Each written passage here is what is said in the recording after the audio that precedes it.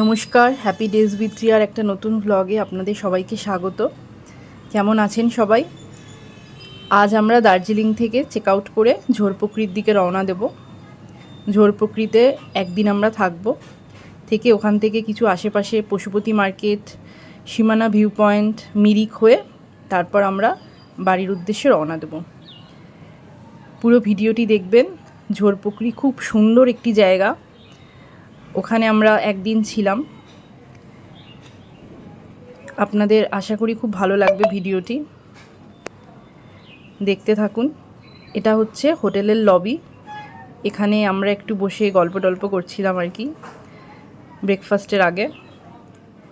প্রায় আমরা রেডি হয়ে গেছি, ব্রেকফাস্ট করে তারপরে আমরা এখান থেকে বেরিয়ে যাব। লাঞ্চটা আমরা ঝোরপোখরিতে গিয়েই করব।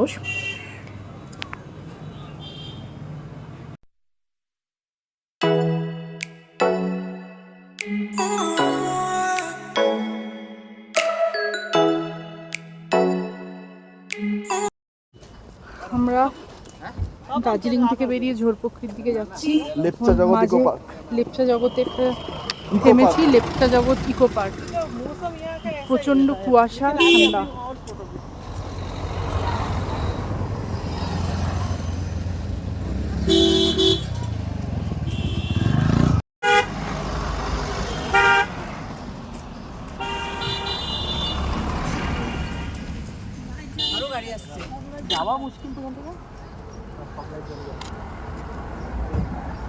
প্রচুর গাড়ি এসেছে, আমাদের ওই দিকে নামিয়ে দিয়েছে, হেঁটে হেঁটে যেতে হচ্ছে, উপরে উঠতে হবে।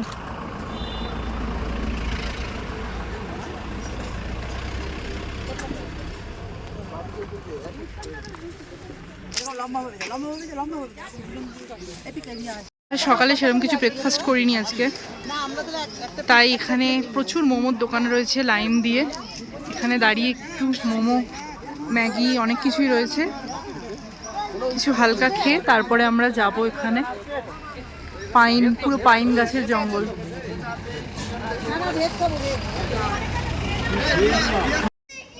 আমরা এখন চলে এসেছি লেপচা জগৎ ইকো পার্কে। ভীষণ সুন্দর একটা জায়গা, 20 টাকা করে টিকিট পার হেড।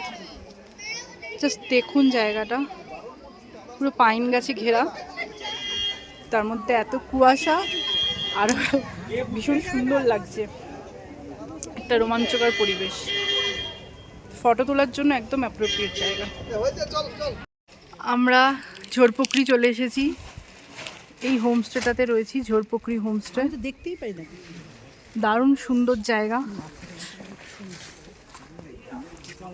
এর মধ্যে হ্যাঁ, এটা লেক মতন আছে। পোখরি, পোখরি কথার অর্থ হচ্ছে লেক। সুখিয়া পোখরি থেকে এটা একদম কাছে। সুখিয়া পোখরিতে ঝড়পোখরি।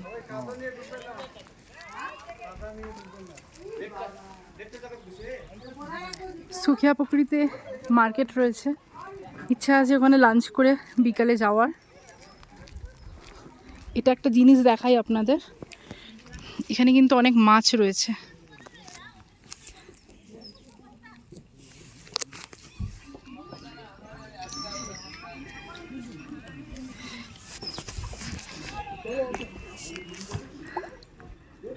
ভর্তি মাছ রয়েছে, ওদেরকে কিন্তু এখানে মুড়ি দেওয়া হয় খেতে।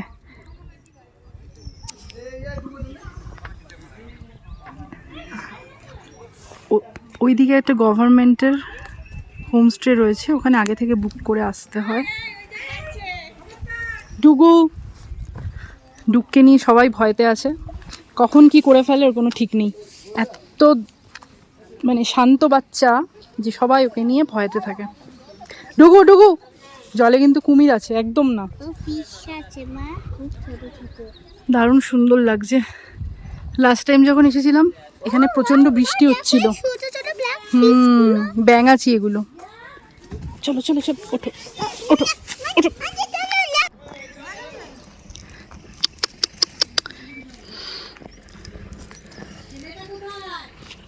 ঝোরপোখরিতে চলে এসেছি, লাঞ্চ দিয়ে দিয়েছে।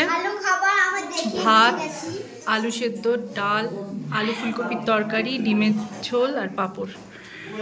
একদম গরম গরম খাবার, ধোঁয়া উঠছে ডাল থেকে। এবার খেয়ে নেবো লাঞ্চটা।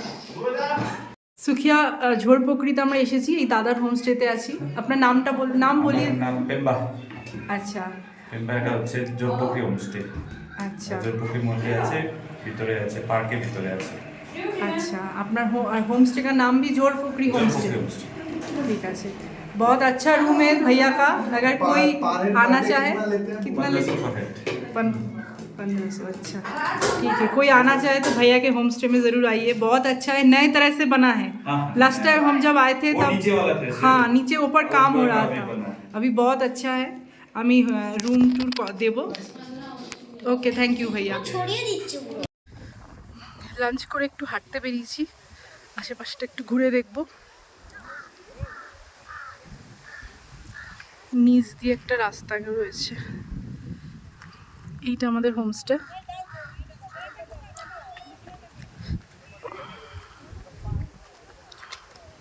হালকা একটু রোদ উঠেছে।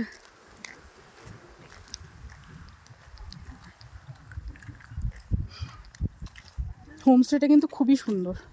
আমরা যখন গেলবার এসেছিলাম, কাজ হচ্ছিল ওদের, তখন একটু ঘরগুলো একটু অন্যরকম ছিল। এবার কিন্তু খুবই সুন্দর লাগছে। আমি গিয়ে রুমে গিয়ে ভালো করে রুমটা দেখাবো। খুব ভাল লাগছে। দার্জিলিংয়ের থেকে অ্যাটলিস্ট ফার বেটার। দার্জিলিং হয়ে আমরা এখানে এসেছি, মানে বলতে বাধ্যই হচ্ছি। ওখানে এতটাই রাস্তাঘাট নোংরা হয়ে রয়েছে, মানে ভীষণ নোংরা। রোড সাইড যে স্টলগুলো রয়েছে, স্ট্রিট ফুডগুলো, ওগুলো কিন্তু খেতে রীতিমতো, অ্যাটলিস্ট আমার তো ভাল লাগছিল না খেতে। ভীষণ দেখেই মনে হচ্ছিলো মানে কোনো হাইজিন মেনটেন তো করছেই না, ভীষণ আনহেলদি মনে হচ্ছিল।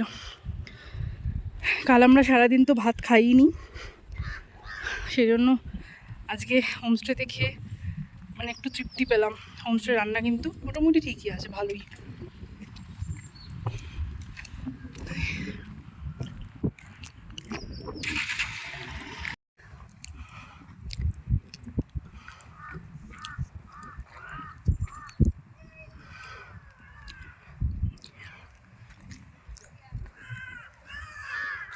এই ট্যুরিস্ট লজটা কিন্তু দারুণ দেখতে। ভেতরে যাওয়া হয়তো অ্যালাউ নেই, গেটটা খোলা যদিও, তবু আমি আর যাচ্ছি না। ভীষণ ভালো লাগছে দেখতে। এখানে কিন্তু চাইলে আপনারা বুক করে আসতে পারেন।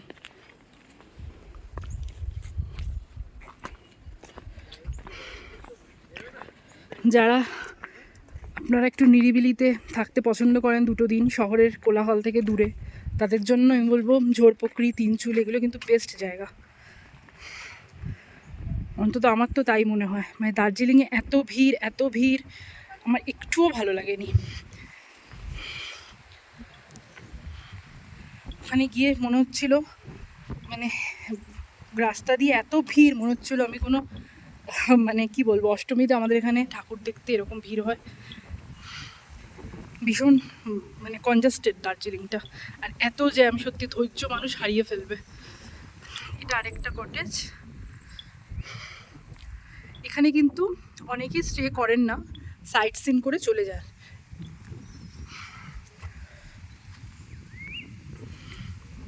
ঝোরপোখরিটা কিন্তু বেশি হোমস্টে নেই, দুটোই হোমস্টে রয়েছে, দুটো কি তিনটে হবে।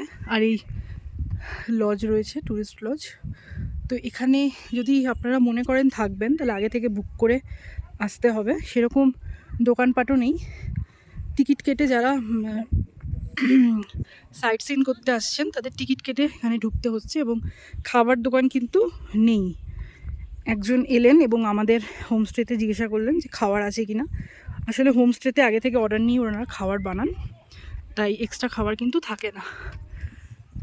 তাই আপনারা যদি মনে করেন এখানে এসে থাকবেন, আগে থেকে বুক করে আসতে হবে।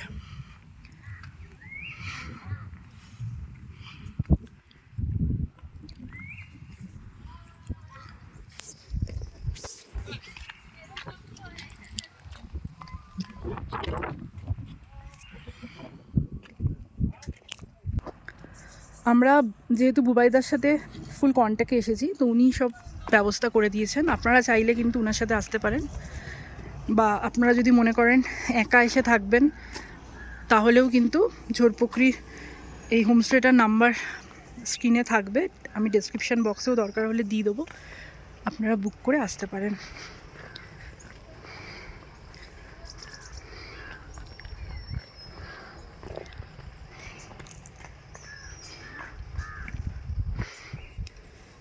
দার্জিলিংয়ের জ্যামে গাড়িতে বসে বসে জাস্ট মানে বিরক্ত হয়ে যাচ্ছিলাম, এতটাই জ্যাম। 1-1.5 ঘন্টা জ্যামে পুরো আটকে থাকতে হচ্ছিল। মনে হচ্ছিল কখন ওখান থেকে বেরিয়ে এই জায়গায় আসবো। দারুণ সুন্দর, কিন্তু কুয়াশা ভেসে ভেসে আসছে। এখানে এলে এমনিতেই মানুষের মন ভালো হয়ে যাবে। শহরের কোলাহল থেকে দূরে এরকম একটা অফবিট প্লেস মানে জাস্ট মন ভালো করার জন্য যথেষ্ট। এত সুন্দর প্রকৃতি, চোখ যেন জুড়িয়ে যাচ্ছে। আমরা আজকে জোরপোখরিতে আছি। এটা জোরপোখরি হোমস্টে ভিতরে আছি, জোরপোখরির গেট সামনে। এখনো আমাদের বিকেলে চা স্ন্যাক্স কিছু খাওয়া হয়নি, 5টা মতন বাজে। একটু হাঁটতে বেরিয়েছি। দারুণ দারুণ ভিউ, চারদিকে পাইন ফরেস্ট, গাছ, মেঘ মেঘ রাস্তাটা দিয়ে মনে হচ্ছে হেঁটেই যাই। মেঘে ঢেকে যাচ্ছে, সাদা হয়ে যাচ্ছে চারদিক। এদিকে একটা মন্দির রয়েছে, মাঝে মাঝে মন্দিরটা ইচ্ছা আছে কালকে সকালে যাওয়ার, জানি না কতদূর কি হবে। আমাদের সকালে আবার কালকে বেরিয়ে যাওয়াও আছে। টেম্পারেচার 12-13 ডিগ্রি মতন হবে দেখলাম। এখানে কয়েকটা দোকান রয়েছে, তবে দোকানগুলো বন্ধ, শাটার নামানো।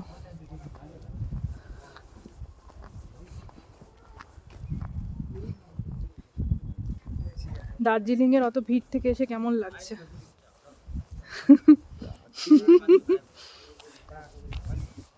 মানে দার্জিলিং কনজাস্টেড, খুব নামে কনজাস্টেড। নামে কাটে, কিন্তু প্রকৃত শান্তি যদি বলতে হয় এরকম অফবিট জায়গাগুলোতেই এসে পাওয়া যায়। মানে এত গ্যাঞ্জাম, এত র্যাশ, হাঁপিয়ে উঠছিল। আবার বাকি আমাদের মানে ট্যুর প্ল্যানে এই জোরপোখরিটা ছিল, তাই এসে আবার একটু রিফ্রেশ হয়ে তারপরে এবার বাড়ি। জোরপোখরি থেকে সুকিয়া পুকুরির দিকে নেমে যাচ্ছে। দু সাইডে পাইন ফরেস্ট, মাঝখান দিয়ে রাস্তা, মানে একটা নৈসর্গিক ভিউ। আমি তো বলবো বারবার, যেন মনে হয় যেন এখানেই বারবার ঘুরে আসি ছুটিতে 2 দিন কাটানোর জন্য। আচ্ছা, এই দোকানগুলো কিসের শাটার দেওয়া বন্ধ? হতে পারে গ্রামের দোকানপত্র কিছু রয়েছে, বন্ধ হয়ে গেছে।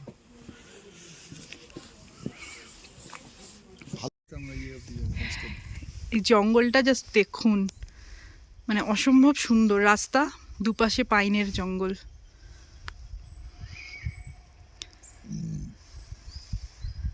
এত ঘন জঙ্গল যে আলোও কিন্তু ঠিকঠাক পৌঁছায় না। এখন 5টা মতন বাজে, কিন্তু দিনের বেলাতেও এই জায়গাটা এরকমই কিন্তু অন্ধকার থাকে। অসম্ভব সুন্দর একটা জায়গা, ঘন পাইনের জঙ্গল, মাঝে রাস্তা। কিছু দূর গেলে দুদিকে কিন্তু কবরস্থানও রয়েছে। এই 1-2 মিনিট পরেই কিন্তু দু সাইডেই কবরস্থান রয়েছে। মানে একটা গা ছমছমে পরিবেশ। আমাদের কিন্তু দারুণ লাগছে। এরকম একটা গা ছমছমে পরিবেশে কেমন লাগছে? Just fantastic. ভাবিনি যে এত সুন্দর একটা পরিবেশ এখানে এসে পাবো। না, আমরা লাস্ট টাইম যখন এসেছিলাম তখনও এরকমই ছিল, তবে তখন বৃষ্টি হচ্ছিল, সেই জন্য মানে আমরা ঢুকেছি আর তখনই বৃষ্টি চালু হয়ে গেছে। ওয়েদারটা খুব খুব প্লেজেন্ট ওয়েদার। এবার কিন্তু সেরকম নয়, বৃষ্টি নেই, যার জন্য খুবই ভালো লাগছে। গাছগুলো দেখো একদম যেন শ্যাওলা ধরে আছে, অনেক পুরনো গাছ, দেখেই বোঝা যাচ্ছে। এখানে একটা বাড়ি আসতে গিয়ে আমি দেখলাম 1902 সালের, 2 সাল তাই তো লেখা, বাড়িটা পুরনো 1902 সালের, মানে ব্রিটিশ আমলের। বাড়িটার মধ্যে একটা আলাদা মানে একটা সৌন্দর্য রয়েছে। আর বাড়িটার আশেপাশে পুরো পাইন গাছ দিয়ে ঘেরা, মানে দারুণ লাগছে দেখতে। হাঁটতে হাঁটতে আমরা অনেকটা চলে এসেছি, চলো ব্যাক করা যাক। এবার ব্যাক করবো। বিকালে আমাদের স্ন্যাক্স দিয়ে গেছে, চা, র চাও আছে, একটা র চা, বাকি সব দুধ চা। আর এগুলো ভেজ ভেজ পকোড়া না, ভেজ পকোড়া। চিকেন বলেছিল, আমরাই বারণ করেছি চিকেন পকোড়া দিতে। আচ্ছা, আপনাদের বলেছিলাম আমি রুম ট্যুরটা দেব, দেখি। এরম সিঁড়ি দিয়ে এসে, বাবা বাইরে প্রচণ্ড হাওয়া দিচ্ছে। এটা হচ্ছে একটা গেট, গেট থেকে ঢুকে এটা হচ্ছে একটা ড্রয়িং রুম মতন করা হয়েছে। এখানে বসে গল্প টল্প করা যাবে, খাওয়া যাবে। রুমে কিন্তু খাবার নিতে বারণ করছে। আমরা যেহেতু 3টেই রুম নিয়েছি, তাই আমরা এটা লক করে দিলে পুরোটাই কিন্তু আমাদের। রুমগুলো বেশ বড়, 2টো করে ডবল বেড রয়েছে, 4 জন ভালোভাবে হয়ে যাবে। একটা সেন্টার টেবিল রয়েছে, 2টো চেয়ার, একটা বেড সাইড টেবিল আর বাথরুম। রুমগুলো একদম নতুন হয়েছে, আমি আগেই বললাম। এটা 3 তলা, 3 তলাটা একদম নতুন, আর 2 তলাটা রং টং করে ঠিকঠাক করেছে। সামনে ওটা ব্যালকনি, এদিকে একটা রুম, এদিকে একটা রুম। ব্যালকনি থেকে সুন্দর একটা সামনের ভিউ দেখা যায়।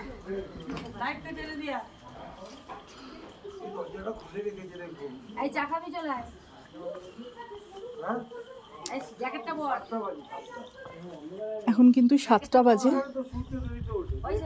তবু কিন্তু পুরো অন্ধকার হয়নি, হালকা আলো রয়েছে। এই দূরে কটেজটা দেখা যাচ্ছে।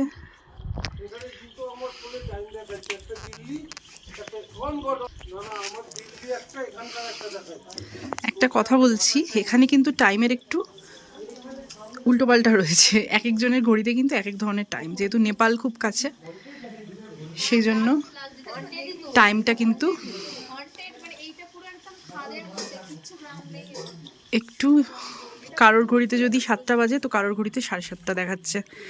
মানে এটা আমি জানি না কেন হচ্ছে, যত সম্ভব নেপাল কাছে থাকার জন্যই টাইমের একটু হেরফের হচ্ছে, ওনারা তাই বলছিলেন।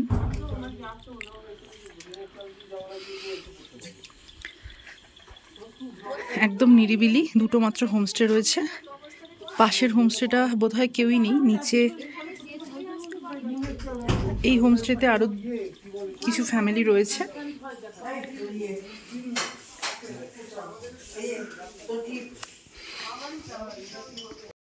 ডিনার চলে এসেছে, উপরের ঘরেই দিয়েছে, আর আমাদের ডাইনিংয়ে যেতে হয়নি। এটা একটা ভালোই ড্রয়িং রুম, দেখো তখন দেখিয়েছি আমি। ডিনারে রয়েছে আলু ভাজা, ওখানে রুটি রয়েছে, আর এখানে রয়েছে রুটিটা বেশ সুন্দর একটা কাপড়ের মধ্যে মুড়ে দিয়েছে যাতে গরম থাকে। আর এখানে রয়েছে চিকেন, স্যালাড আর পেঁয়াজ লঙ্কা নুন। রান্না কিন্তু খুবই ভালো। আর এই হোমস্টে যারা রয়েছেন তাদের কিন্তু ব্যবহার খুবই ভালো। যখনই কোনো অসুবিধা হচ্ছে তাদের ডাকলে কিন্তু সবসময় তারা অ্যাভেলেবেল।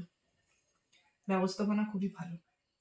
এখন প্রায় রাত 9:30 বাজে, আমরা ডিনার করে নিচ্ছি। এখানে তো সবাই একটু তাড়াতাড়ি শুয়ে পড়ে, আমরাও ডিনার করে ঘরের মধ্যে এবার গল্প করব। আজকের ব্লগটা এখানেই শেষ করলাম। ভালো লাগলে ভিডিওটি অবশ্যই লাইক করবেন এবং সাবস্ক্রাইব করবেন। ধন্যবাদ।